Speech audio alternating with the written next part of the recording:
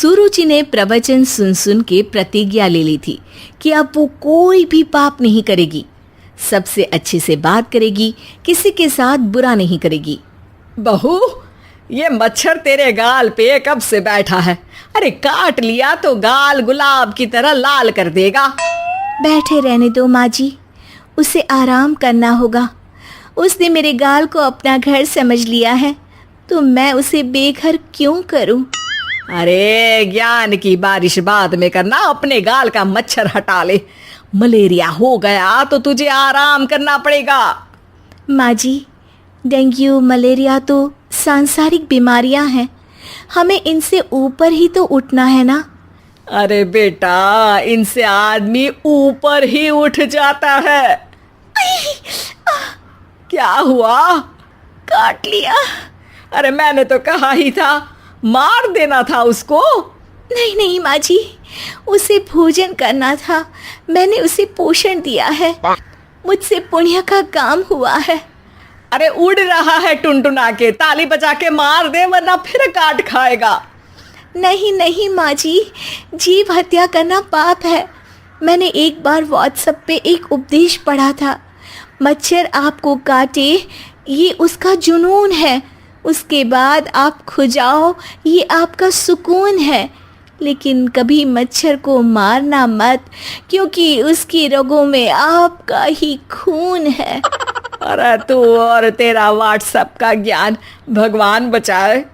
सुरुचि की ये पुण्य करने की आदत से कई बार सुरुचि का नुकसान होता, लेकिन फिर भी वो पाप से दूर रहती। सुरुचि, मेरे सर में जुएं हो गई है, निकाल दोगी? कोई आपको अपने घर से निकाले, आपको अच्छा लगेगा क्या?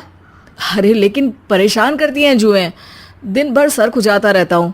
देखो, इसी बहाने तुम्हारे सर की चंपी हो जाती है। तुम्हें तो जुओं को थैंक यू कहना चाहिए। तभी बाहर से ससुर जी की आवाज आती है। बहू, बहू। अभी आई बाबूजी। बेटा सुनो, ये देखो चाय में ना मक्खी तैर रही है, दूसरी चाय ले आओ जाओ। ला दूंगी, पर मक्खी मत हटाइएगा। अरे क्यों बेटा?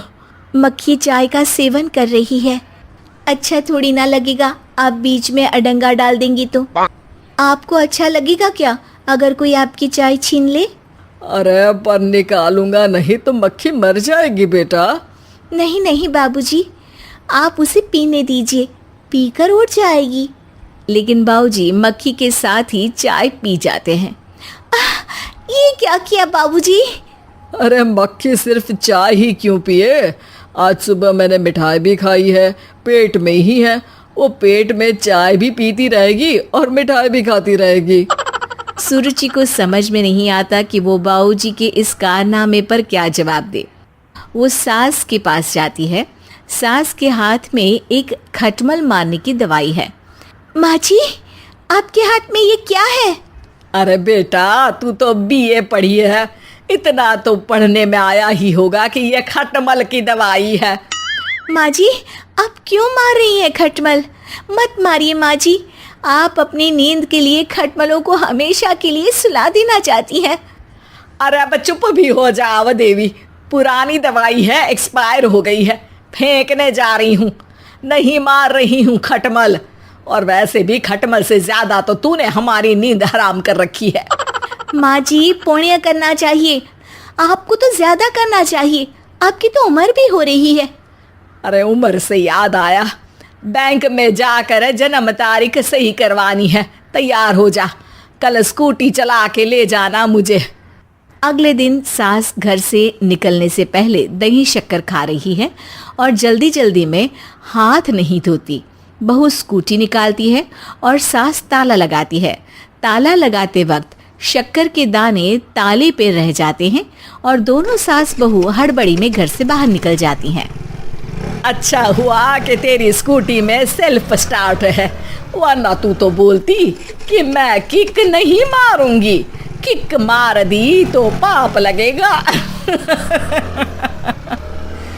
माँ जी, इस तरह मजाक करना भी पाप होता है। दोनों सास बहू बैंक पहुंचती हैं। अभी लंच टाइम है, बाद में आना। अरे भाई साहब सुन तो लो, करवाना क्या है? अरे जन्म तारीख बदलवानी है, कैसे बदलेगी? अब किसी और तारीख को पैदा हो जाओ। यही चुटकुला आप अपने मैनेजर को भी सुना पाओगे ना? वो भी हंस ले थोड़ा, अभी बुलाती हूँ। अरे अरे रुकिए रुकिए, ये फॉर्म भरिए और आधार कार्ड दीजिए। अरे राम रे, आधार कार्ड तो भूल ही गई, उसके बिना तो नहीं होगा। अरे बहू जा, घर से जल्दी से मेरा बटुआ उठा ला, उसमें मेरे सारे कार्ड रखे हैं। जा जा जल्दी लेकर आ, वरना बैंक बंद हो जाएगा और कल मुझे अपनी बहन के यहाँ भी तो जाना है ना। जी माँ जी, अभी गई और अभी आई। अरे रुक, चाबी तो लेकर जा घर की। बहू जल्दी से घर पहुंचती है, लेकिन घर पहुंचते ही देखती है कि ताले पे बहुत सारी चींटियां हैं, जो माँ के ताला लगाते वक्त हाथ से ताले पे शक्कर छूट जाने के कारण आ गई थी। चींटियां हट जाओ, मुझे आधार कार्ड निकालना है। बहू चींटियों को हटाती नहीं है, उनसे मिन्नतें करने लगती है। सुनो, हट जाओगी तो और भी शक्कर के दाने खिलाऊंगी। अभी सास का काम बहुत ज़रूरी है, मेरी बात सुन लो, मान लो। मैंने तुमको हटाया तो पाप हो जाएगा। चींटियाँ कैसे सुरुचि की बातें सुनती जब घर में ही उसकी कोई नहीं सुनता था। शाम हो जाती है पर चींटियाँ हटती नहीं है। तभी सास वहाँ ऑटो से आ जाती है। अरे कहाँ रह गई तू? बैंक भी बंद हो गया। माँ जी, ताले पे चींटी। सास पूरा माजरा समझ जाती है और बहू से कहती है, एक बात बता, सोच के देख, अगर मुझे खून की बोतल चढ़ानी पड़ी और उस पर चींटी बैठी हो, तो बोतल से चींटियों को हटा के मुझे बचाएगी या चींटियों को वहीं बैठा रहने देगी? माँ जी, ऐसा होगा ही नहीं। अरे चींटियों को तो मीठा पसंद होता है, खून की बोतल पे तो मच्छर आएगा, क्योंकि खून तो मच्छर पीता है। सास सर पकड़कर बैठ जाती है और रोने लगती है। तभी ससुर जी और सुरुचि का पति भी वहाँ आ जाता है। अरे रो क्यों रही हो? रहने दो जी, तुमको बताया तो तुम भी रोने लगोगी अपनी किस्मत पर। अगले दिन सास अपनी बड़ी बहन के यहाँ चली जाती है। पति अपना काम कर रहा होता है और सुरुचि उसके पास जाकर कहती है, ये जुएं ख़त्म करने की दवाई है, मैं मालिश कर देती हूँ। अरे लेकिन तुमको पाप नहीं लगेगा? अपनों की खुशी के लिए अगर छोटे मोटे पाप करने पड़े तो वो पाप अच्छे हैं जी।